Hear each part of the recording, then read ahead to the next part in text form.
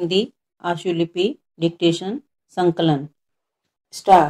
सभाध्यक्ष जी, अब मैं छठवां प्रश्न जो शिक्षा विभाग के बारे में करना चाहता हूँ, आपका ध्यान आकर्षित करते हुए निवेदन करता हूँ कि पहाड़ी इलाकों में पढ़ाई की स्थिति यह है कि पाठशाला में बच्चों को छोटे छोटे कमरों में दरी पर बैठना पड़ता है।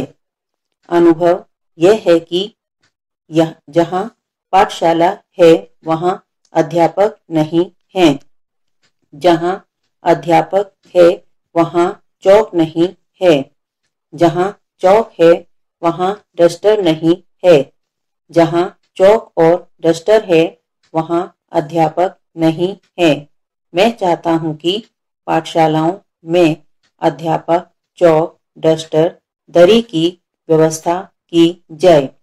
सभाध्यक्ष महोदय, मेरे क्षेत्र में प्राथमिक शिक्षा विद्यालय सन 1967 से संचालित है। मैं कहना चाहता हूँ कि बच्चे प्राथमिक शिक्षा पास कर लेते हैं तो गांव में माध्यमिक शिक्षा विद्यालय नहीं हैं।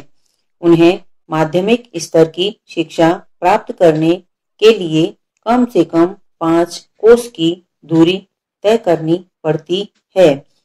जबकि माध्यमिक शिक्षा पास कर लेते हैं तो गांव में उच्चतर माध्यमिक विद्यालय नहीं हैं।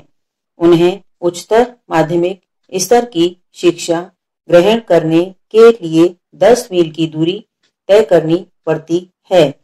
मैं विश्वास दिलाता हूँ कि यहाँ की आबादी करीब करीब 6000 है। यहाँ पर माध्यमिक एवं उच्चतर माध्यमिक विद्यालय खोलने की मांग काफी समय से चल रही है, किंतु आज दिनांक तक माध्यमिक एवं उच्चतर माध्यमिक विद्यालय की स्थापना नहीं हुई है, जिसके कारण शैक्षणिक विकास पूरी तरह से सीमित होता जा रहा है। मैं इस ओर आपका ध्यान दिलाना चाहता हूँ।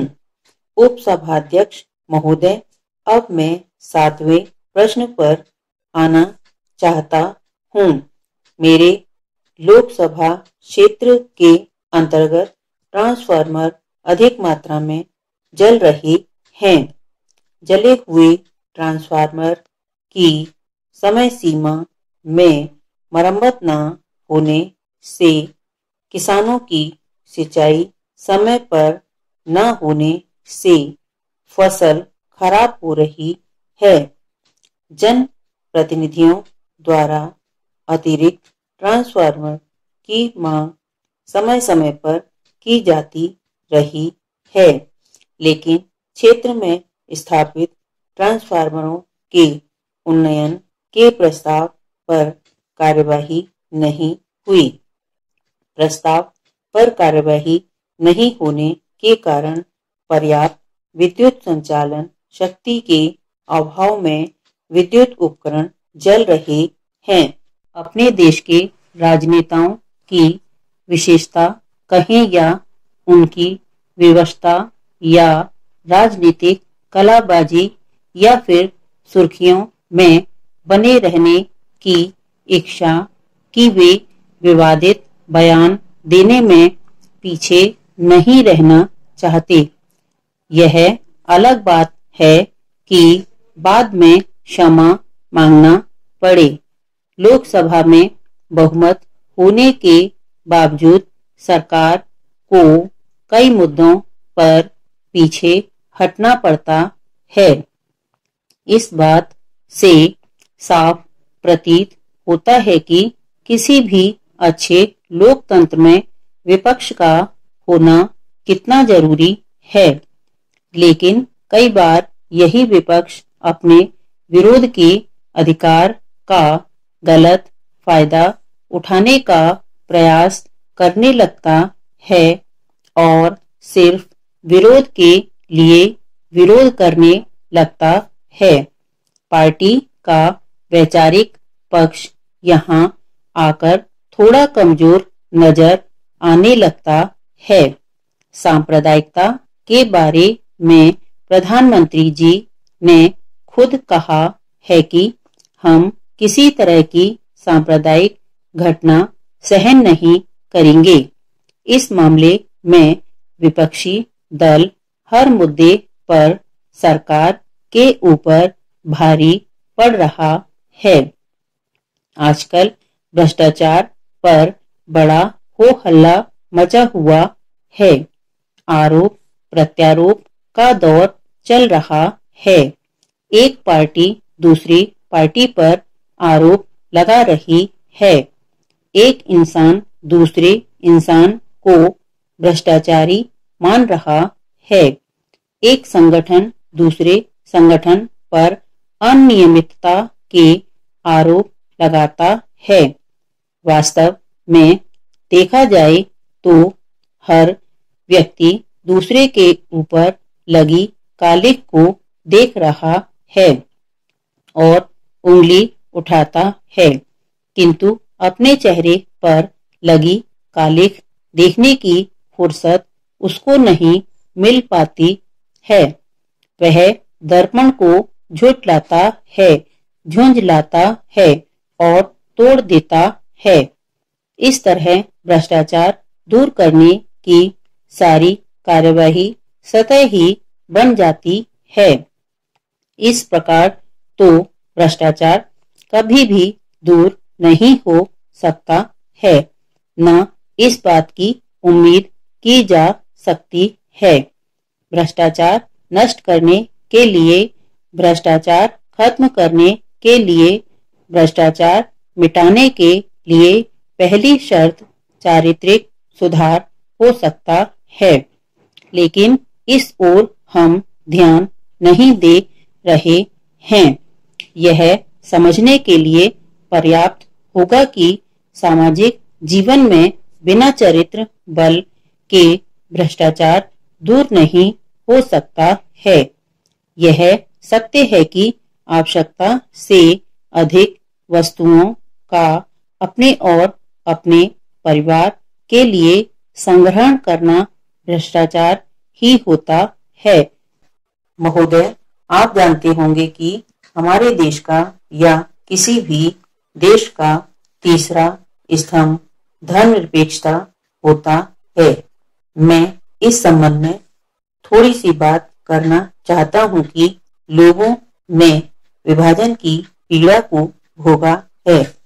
उनके लिए विभाजन होना इतिहास का मात्र अध्याय ही नहीं था। उन्होंने विभाजन होते हुए देखा है। मानव इतिहास में यह सबसे बड़ा देशांतरण था। धर्म के आधार पर विभाजन कैसे हुआ था?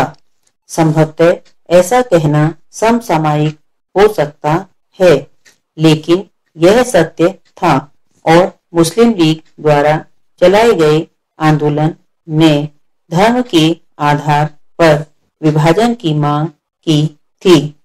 यह एक ऐतिहासिक तथ्य है कि अंततः मुस्लिम बहुल क्षेत्रों को इसमें शामिल नहीं अथवा विभाजन कर दिया जाए, परंतु इसका श्रेय संविधान निर्माताओं, स्वतंत्रता आंदोलन की संरचना और उस समय के नेताओं के चरित्र बल को जाता है कि इस सब के बावजूद वे प्रतिक्रियात्मक संविधान बनाने की इच्छा के सामने झुके नहीं और उन्हें झुकाया भी नहीं जा सकता था।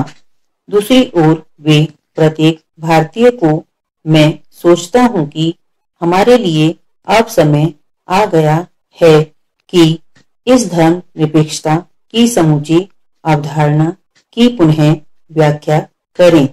दुर्भाग्य से हमारे कुछ बुद्धिजीवियों ने इसे धर्म विरोधी रंग दे दिया था और इन शब्द को एकदम भिन्न संदर्भ में देखा गया है। यूरोप में चर्च और राज्य के बीच संघर्ष के परिणाम स्वरूप धर्मनिरपेक्षता की उत्पत्ति हो गई थी। अब राज्य अपनी सर्वोच्चता के अधिकार को पुनः जताना चाहता तो दूसरी तरफ पोप के प्राधिकार की निंदा करके धर्मनिरपेक्ष राज्य की स्थापना करना चाहता था। इस प्रकार की धर्म निरपेक्षता भारत में प्रासंगिक नहीं है। इस देश के लोग चाहे वे हिंदू हैं, मुसलमान हैं, जैन हैं, बौद्ध हैं, यहूदी हैं अथवा फारसी, सब लोग अपने अपने धर्म में गहरी आस्था रखते हैं।